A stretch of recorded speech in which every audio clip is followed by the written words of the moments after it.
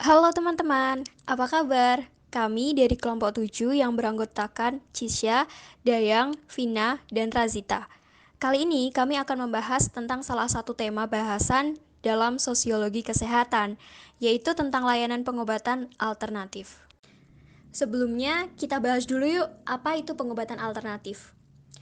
Di Indonesia, pengobatan alternatif sering disebut dengan istilah pengobatan tradisional.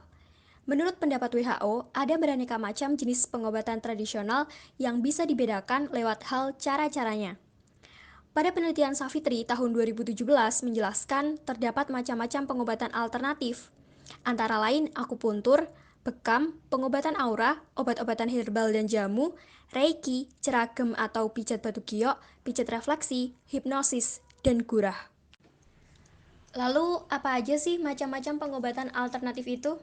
Yang pertama, menurut Departemen Kesehatan Republik Indonesia, berdasarkan buku pembinaan upaya pengobatan tradisional, pemerintah menyatakan bahwa terdapat 16 jenis pengobatan tradisional di Indonesia, yaitu 1. Dukun bayi terlatih, 2. Batra pijat atau urut, 3. Dukun bayi belum terlatih, 4. Tukang jamu gendong, dan seterusnya.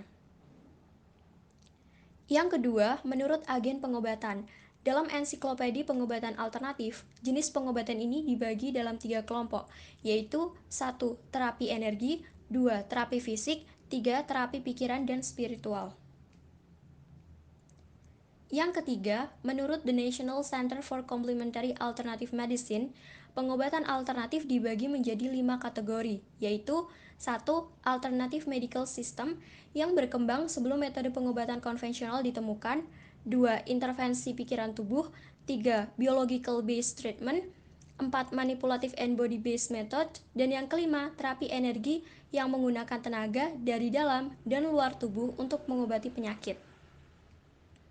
Yang keempat, menurut WHO, World Health Organization atau WHO memberikan kepedulian dan perhatiannya pada perkembangan dan pengembangan pengobatan alternatif melalui penerbitan buku panduan umum tentang penelitian pengobatan alternatif. Dalam buku tersebut dijelaskan klasifikasi pengobatan alternatif, yaitu pengobatan herbal dan terapi dengan prosedur tradisional. Yang kelima, menurut Mangunprasojo Hidayati, Setiono Mangunprasojo dan Sri Nur Hidayati mengklasifikasikan jenis terapi alternatif dalam 5 kelompok, yaitu 1. Terapi penyembuhan dengan pengobatan Cina, 2. Terapi pengobatan dengan spiritual healing, 3. Terapi alternatif dengan menggunakan sumber bahan alam, 4. Terapi dengan penekanan tubuh, 5. Terapi relaksasi. Selain itu, terdapat pula batra etnomedis. Pengelompokan jenis pengobatan alternatif dapat dilakukan dengan pengelompokan etnis atau nilai budaya, misalnya pengobatan Cina, pengobatan Arab, pengobatan India, dan pengobatan Yunani. Batra di Papua, pengobatan alternatif yang dilakukan orang Papua dapat dikelompokkan menjadi 6 kategori, yaitu 1. Pengolah pengobatan jimat, 2. Pola pengobatan kesurupan, 3. Pola pengobatan injak, 4. Pola pengobatan urut, 5. Pola pengobatan ukup. Setelah mengetahui macam-macam pengobatan alternatif, selanjutnya kita bahas dulu yuk mengenai contoh pengobatan alternatif di desa dan kota.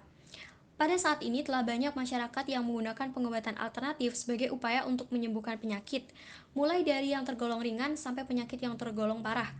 Dalam pengobatan tersebut, banyak diminati dan tersebar ke seluruh lapisan masyarakat di desa maupun di kota.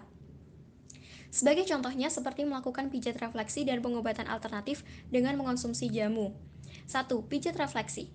Pijat refleksi adalah metode pemijatan yang dilakukan dalam mengurangi rasa sakit, mencegah bahkan pengobatan sakit, serta dapat pula sebagai metode penyegaran dan kebugaran tubuh. 2. Konsumsi jamu. Jamu dibuat dari bahan-bahan alami warisan budaya yang telah diwariskan secara turun-temurun dari generasi ke generasi untuk kesehatan.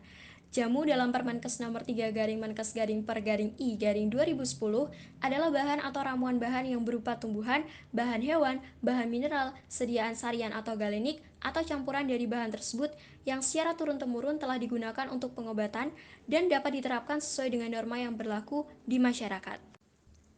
Kalian tahu nggak sih kenapa masyarakat mau menggunakan pengobatan alternatif?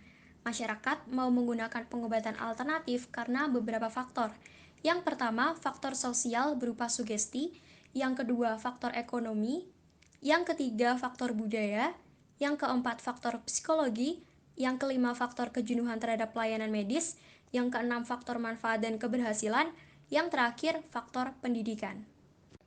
Nah, itu tadi pembahasan tentang layanan pengobatan alternatif. Semoga bermanfaat ya. Sekian dari kami. See you next time.